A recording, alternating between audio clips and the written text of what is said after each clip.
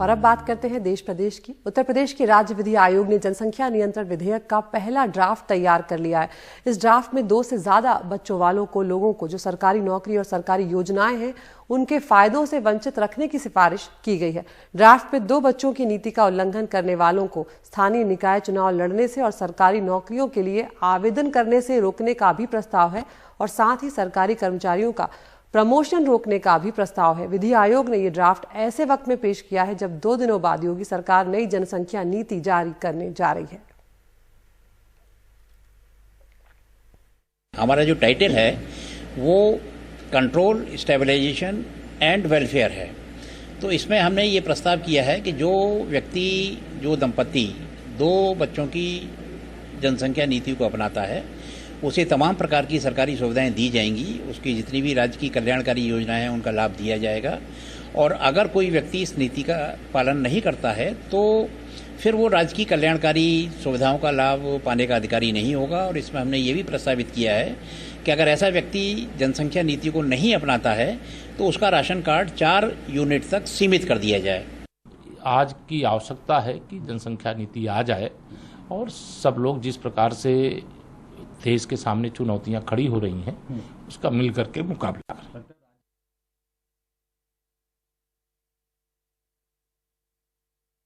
जिस जनसंख्या के भरोसे, जिस जनसंख्या को देखकर आपकी बाँछें खिल जाती है जब आप वोट मांगते हैं, वही जनसंख्या आपके लिए अभिशाप बन गई है।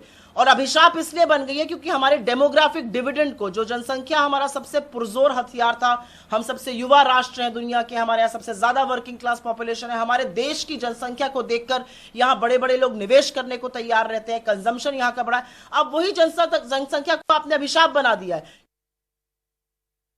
महाराष्ट्र की बात करते हैं जहां पर सरकार ने ऐसे इलाकों में स्कूल खोलने की इजाजत दे दी है जहां पिछले 1 महीने से कोरोना का एक भी मामला नहीं है। ऐसे इलाकों में 8वीं से 12वीं तक के स्कूल को खोलने की मंजूरी दे दी गई है। हालांकि कोरोना का खतरा अभी टला नहीं है।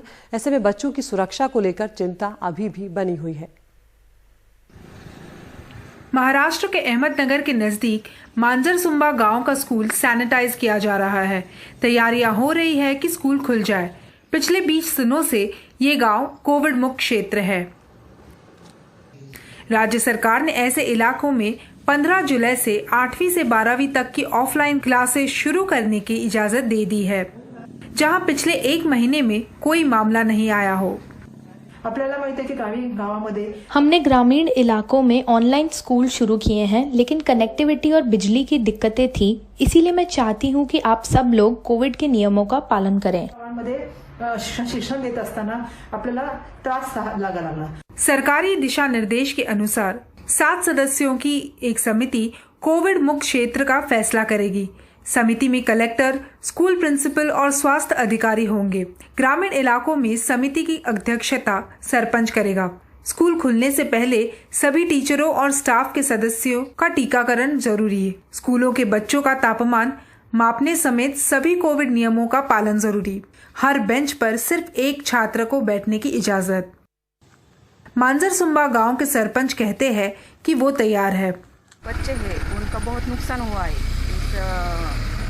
वो ऑनलाइन से अच्छे से पढ़ाई नहीं कर रहे, इसकी वजह से हम 15 तारीख से स्कूल चालू कर रहे हैं। जब बच्चा अंदर आता है गेट से तो उसको मास्क लगा के अंदर आने का, उसको वहाँ पे बिठाना है। वहाँ पे भी उसको अकेले को ही बिठाना है। उन्हें किसी को हाथ लगाना नहीं। जाते समय भी दुकान में किसी को कौन सा चीज़ लेना नहीं। ये सब ट्रेनिंग बच्चों को भी और पालक को हमने बताया।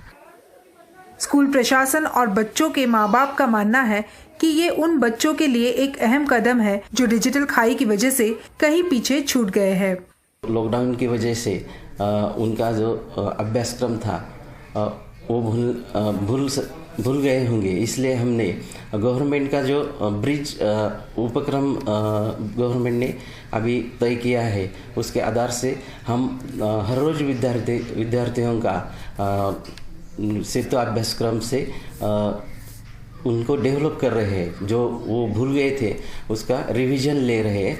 हमारे सभी पालकों का यही राय है कि हम सब अपने बच्चों को स्कूल में भेजना चाहते हैं। बच्चों का जो नुकसान हुआ है वो दूर करने के लिए ऑनलाइन नहीं, लेकिन प्रत्यक्ष स्कूल चालू होना बहुत ज़रूरी है। स्मार्टफोन और इंटरनेट कनेक्टिविटी के अभाव में गांव में रहने वाले बहुत से बच्चों की पिछले 1.5 साल में पढ़ाई का बहुत नुकसान हुआ है। कोविड मुक्त गांव में 8वीं से 12वीं कक्षाओं के छात्र स्कूल जा सकेंगे, लेकिन उनकी सुरक्षा और कोविड नियमों का पालन करने के बारे में चिंता तो बहरहाल बनी रहेगी। अहमदनगर से सागर दुसल के साथ पूर्वा चिटनिस, एनडीटीवी इंडिया। देश भर में कोरोना महामारी के कारण जब से ऑनलाइन पढ़ाई शुरू हुई तब से संसाधनों की कमी से जूझ रहे परिवारों के बच्चों के लिए एक नई समस्या खड़ी हो गई है। तेलंगाना में भी यही स्थिति देखने को मिल रही है। राज्य में एक सर्वे में पाया गया कि सरकारी और निजी स्कूलों के लगभग 40,000 छात्रों में से आधे से भी कम बच्चों के परिवारों के पास केवल एक स्मार्टफोन है। तेलंगाना में नए सत्र के स्कूलों की ऑनलाइन पढ़ाई को शुरू हुए हफ्ते भर से ज्यादा का वक्त हो चुका है, लेकिन लक्ष्मी प्रिया, वैष्णवी और पल्लवी की पढ़ाई नहीं हो पा रही है क्योंकि इनके घर में न तो स्मार्टफोन है और न ही लैपटॉप।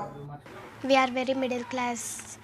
हम मध्य वर्गीय लोग हैं। हमारे घर में बस एक फ़ोन है, वो मेरे पिता इस्तेमाल करते हैं। मैं अपनी ऑनलाइन क्लास नहीं सुन सकती।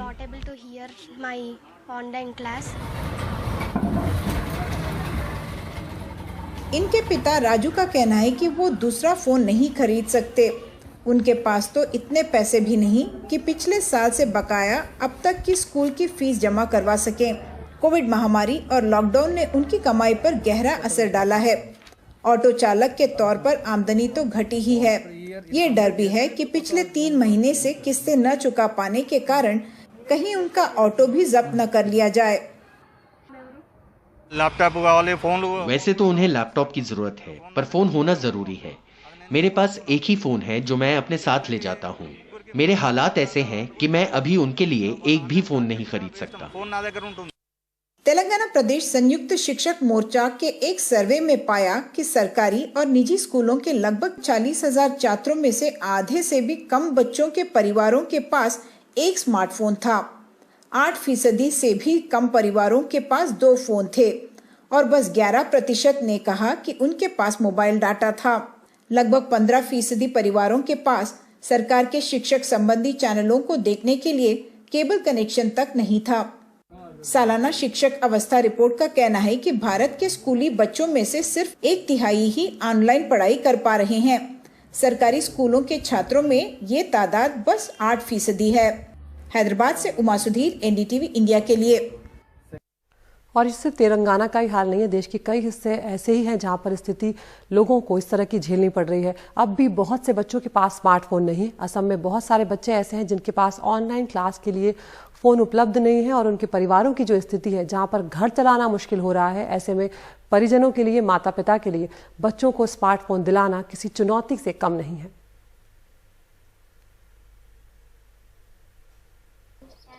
10वीं कक्षा की छात्रा डिम्पी दास पिछले 15 महीने में एक भी ऑनलाइन क्लास में हाजिर नहीं रह पाई। 15 साल की डिम्पी गुवाहाटी से बस 50 किलोमीटर दूर असम के दरांग इलाके के कुरुआ में रहती हैं। इनके घर से बस 200 मीटर दूर 4G मोबाइल इंटरनेट टावर से इंटरनेट का बढ़िया सिग्नल भी आता है, लेकिन उनके परिवार के पास इतने पैसे नहीं कि स्मार्टफोन खरीद सकें। घर में टीवी भी नहीं है क्योंकि इनके पिता गांव के नज़दीक औद्योगिक क्षेत्र में दिहाड़ी मजदूर हैं। डिम्पी अपने पिता के बेसिक मोबाइल पर FM नेटवर्क पर आने वाले कुछ पाठों को बस सुन पाई। টিভিৰ সুবিধা নাই, সেয়েহে মোবাইলৰো সুবিধা নাই। যিহেতু দেউতাই দিন হাজিৰা কৰে, টিভি আনি দিব নোৱাৰে, সেয়েহে অসুবিধা হৈছে। দেউতাই এটা মোবাইল আনি দিছিলে, তাত ৰেডিঅ' ক্লাছ কৰা বুলি গম পাইছিলোঁ আৰু তেতিয়া আবেলি ক্লাছ কৰিছিল আৰু তেতিয়াৰ পৰা আমি ৰেডিঅ'ত ক্লাছ কৰিছোঁ। এইটো আমাৰ চিন্তা হৈ আছে মাজে মাজে, তাৰমানে চিন্তাৰ অভিনয় চিন্তা নহয়, চলিগিলা আমাৰ বেয়াই হ'ব নেকি। আমি দুখীয়া মানুহ, বাহিৰত পঢ়াবও নোৱাৰোঁ, হেৰি কৰিবও নোৱাৰোঁ, পইচা পাই নাই। डिम्पी के पड़ोसी 13 साल की बनश्री दास भी 10वीं कक्षा में हैं और ऑनलाइन पढ़ाई के साथ उनका संघर्ष भी जारी है। इनके पिता जो पास के औद्योगिक क्षेत्र में काम करते थे, उनकी नौकरी महामारी की पहली लहर के दौरान चली गई। घर वालों ने कर्ज लेकर फ़ोन खरीदा ताकि बनश्री की ऑनलाइन क्लासेस का हर्जा न हो, लेकिन इंटरनेट रिचार्ज करवाने में दिक्कत आती है। তেতিয়া মোবাইল ফোন নাছিল, সেইবাবে কৰিব পৰা নাছিলোঁ। এতিয়া লৈ দিছে এটা, কিন্তু এতিয়া আকৌ ৰিচাৰ্জ ভৰাব কাৰণে অসুবিধা হয়, সেইবাবে কৰিব পৰা নাই।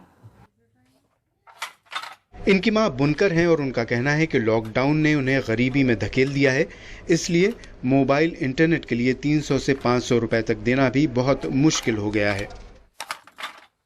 এনে হাজিৰা এদিন পাই যদি দুদিন নাপায় সেনেকৈ মানে ভালদৰে খুৱাব নোৱাৰোঁ ল'ৰা ছোৱালীকেইটাক, সেনেকৈ মানে আৰু এদিন হাজিৰা কৰি দুদিন খাওঁ। মই কাপোৰ বেচোঁ, এতিয়া লকডাউনত বেচা যোৱা নাই। अमीर गरीब की ये खाई अब बहुत गहरी हो चुकी है। 2020 के एक सर्वे में पाया गया कि असम के 60 लाख स्कूली छात्रों में से हर 2 सरकारी स्कूलों में सिर्फ एक छात्र के पास ऑनलाइन पढ़ाई के लिए स्मार्टफोन है, जबकि निजी स्कूलों में हर 4 में से 3 छात्रों के पास डिजिटल डिवाइस है।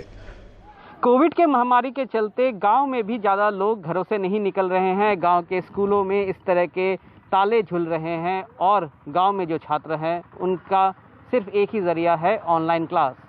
असम में राज्य सरकार ने अब एक पहल चलाई है, जहां पे कि राज्य सरकार ये चाहती है कि जो गांव के इलाके हैं वहां पे मोबाइल इंटरनेट कनेक्टिविटी को बढ़ाया जाए। मगर ऐसे भी गांव हैं जहां पे मोबाइल इंटरनेट कनेक्टिविटी तो है, मगर यहाँ पे जो छात्र हैं इनके पास कोई डिजिटल डिवाइस नहीं है जिसके द्वारा वो ऑनलाइन क्लास कर पाए, और ये एक बहुत बड़ी समस्या के रूप में उभर के आ रही है। गुवाहाटी से रत्नदीप चौधरी की रिपोर्ट, NDTV इंडिया।